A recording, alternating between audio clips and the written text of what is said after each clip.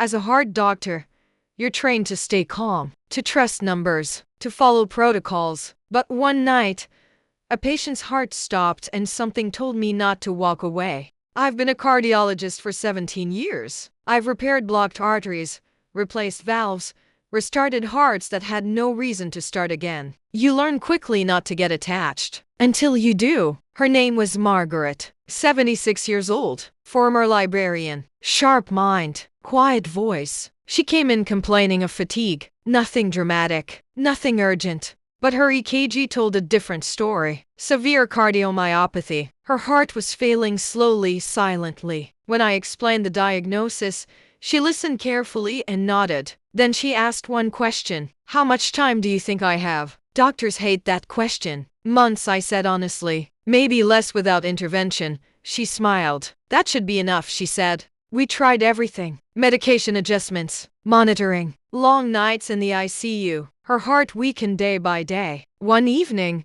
her rhythm became unstable, dangerously so. The team prepared for emergency intervention. But Margaret shook her head. No more, she said. I'm tired.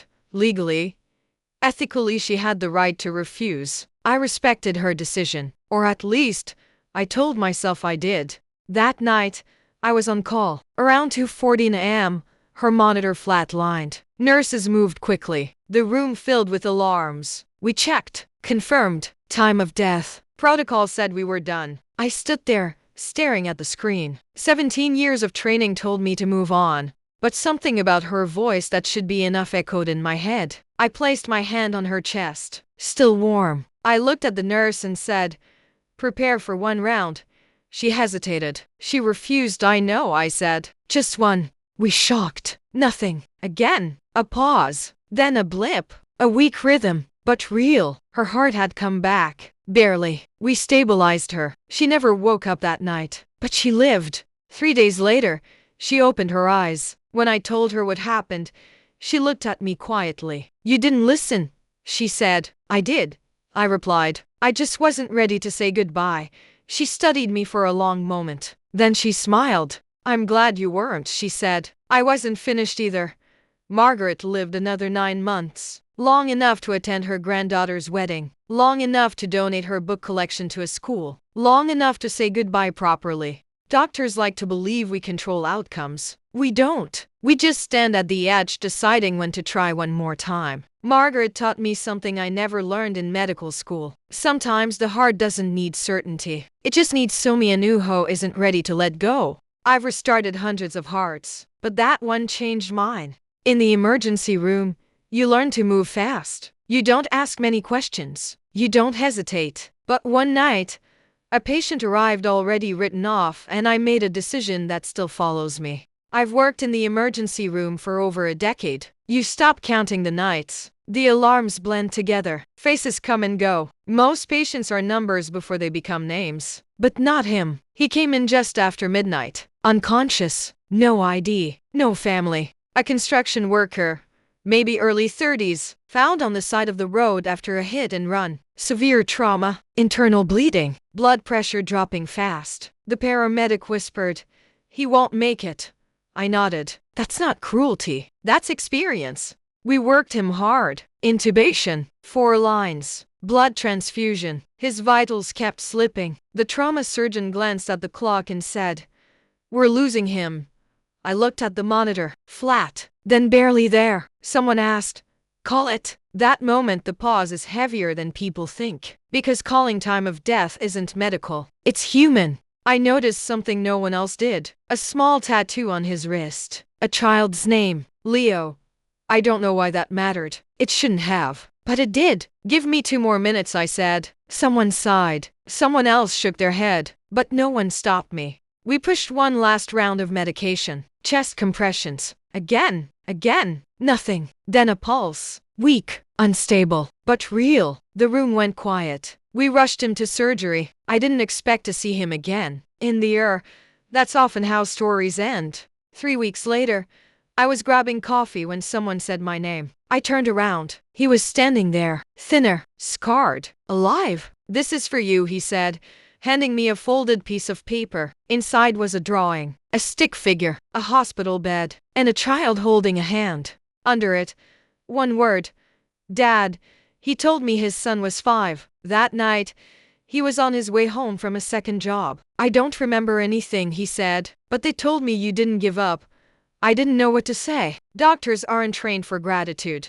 In the emergency room, we don't get closure. We don't attend weddings. We don't see graduations. Most days, we just move on to the next trauma. But sometimes, very rarely, someone walks back in and reminds you that 2 minutes can be the difference bet an indigent a future. In the air, we don't save everyone, but every once in a while someone reminds us why we try. As a 911 dispatcher, you never see the emergency. You never touch the patient. You only hear the fear. But one call stayed with me because I never learned if my voice was enough. People think 911 dispatchers are calm because we're detached. That's not true. We're calm because panic travels through sound faster than anything else. I'd been a dispatcher for 6 years when this call came in. Early morning, just before sunrise. The quiet hour. The line opened with breathing. Fast. Uneven. 911. What's your emergency? Silence. Then a woman's voice. Barely there. I think my husband. I think something's wrong. I asked the questions automatically. Address. Age. Is he conscious? No.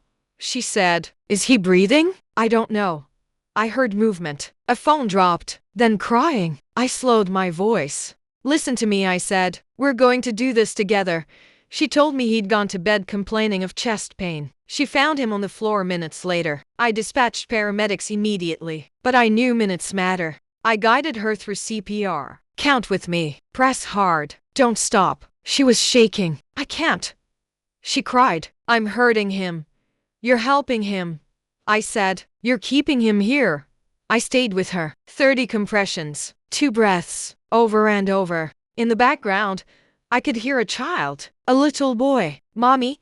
He asked. She didn't answer him. She just kept counting. Then she stopped. I'm tired, she whispered. I can't feel anything. I checked the timer. The ambulance was still 2 minutes out. 2 minutes feels like forever when you're only a voice. You can. I said. Just 10 more seconds. She screamed. Then she pressed again. I heard sirens in the distance. Then voices. Then someone saying, "We've got him." The line went dead. That's how most calls end. No goodbye. No update. No closure. We don't get follow-ups. We just log the cal and wait for the next one. But weeks later, I found an envelope in my mailbox at work. No return address. Inside was a short letter. It said, "You never met us, but you kept my husband alive until help arrived. He survived. Our son still asks about the lady on the phone. Thank you for staying." I sat there for a long time, listening to the room. The phone's ringing. The next emergency's waiting. People remember the sirens, the flashing lights, the heroes they can see. They forget the voice that talked someone through the worst moment of their life. I didn't save him. I just didn't hang up. Sometimes help doesn't arrive with lights and noise. Sometimes it arrives as a calm voice saying, "I'm still here." As a psychiatrist, you're trained to listen, to notice what's said and what's carefully avoided. But one patient told me the truth only after it was almost too late. I've been practicing psychiatry for over 20 years. People imagine dramatic confessions, breakdowns, tears. In reality, most sessions are quiet, carefully chosen words, long pauses, polite smiles hiding storms. His name was Daniel, early 40s, software engineer, married, 2 children. On paper, he was stable, successful, functioning. That's often the most dangerous kind. Daniel came to me for what he called stress. Trouble sleeping, loss of focus, a constant feeling of pressure in his chest. Standard symptoms, common complaints. Every week, he sat across from me calmly, answered questions thoughtfully, never raised his voice. When I asked about sadness, he said, "I wouldn't call it sadness, just emptiness."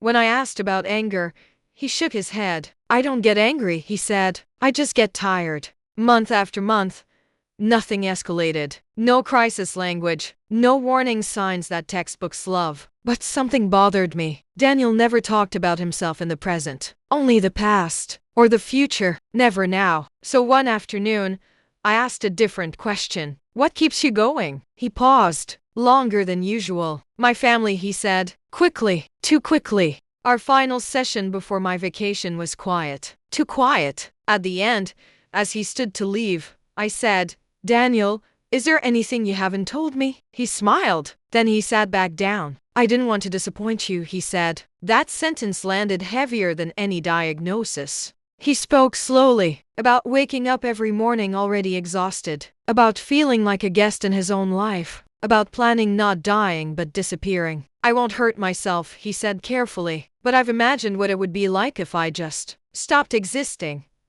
That's when the room changed, not with panic, but with truth. I leaned forward. Thank you for telling me, I said. That matters. He looked surprised. No one's ever said that before, he replied. We didn't end the session there. We made a plan, a real one. Increased support, daily check-ins, medication adjustments, more importantly, permission to be honest. 2 weeks later, he emailed me, just one line.